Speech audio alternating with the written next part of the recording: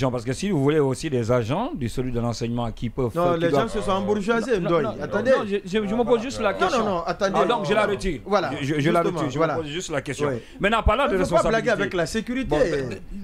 D'abord, je ne sais pas si vous comprenez ce que je veux dire. Mais est-ce qu'ils sont bien traités, je veux dire, par la présidence de la République? Cette question ne doit pas être posée. Ne doit pas être posée. Donc, s'il est bien, pourquoi il ne fait pas? Non. Oui, il quitte. Tu as choisi. D'accord.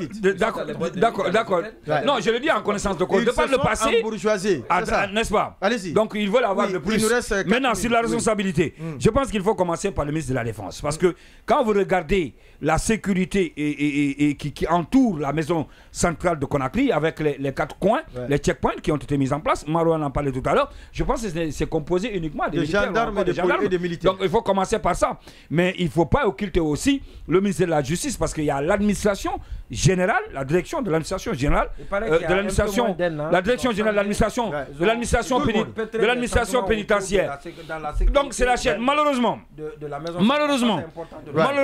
quand il y a des situations de ce genre, on se rappelle lorsque le président Alpha Condé disait ici que des têtes vont tomber, après on a vu que ce sont les plantons. C'est le même cas. C'est le même cas. Il y a une attaque à la maison centrale. Au lieu de commencer par là-haut, les véritables responsabilités, les situer et les débarquer. Non, c'est pas ça. On prend Mohamed de Camara, on prend, je ne sais pas, Paul, on prend Pierre, parce qu'ils sont en bas de l'échelle pour les faire partir. Encore, parlons de responsabilités.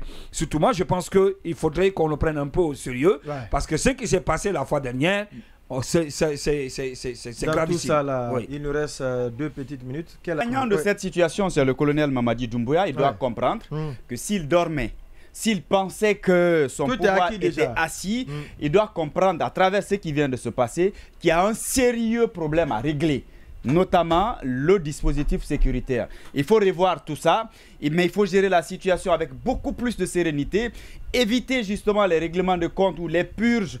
On a parlé de descente aujourd'hui musclée au niveau de Madina, de Mafanko, j'allais dire. On a bien envie, il y a déjà sur la toile les gens qui s'indignent déjà de la façon dont les choses se passent en ce moment, qu'on aurait demandé aux boutiquiers de fermer et de rentrer. Je pense qu'il faut aller sereinement avec tout ça.